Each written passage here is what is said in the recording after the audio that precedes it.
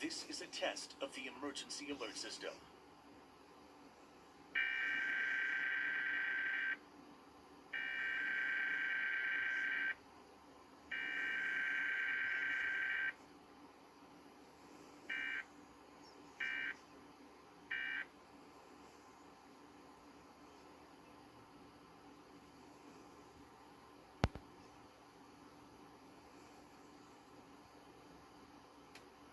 News and weather updates, contests, like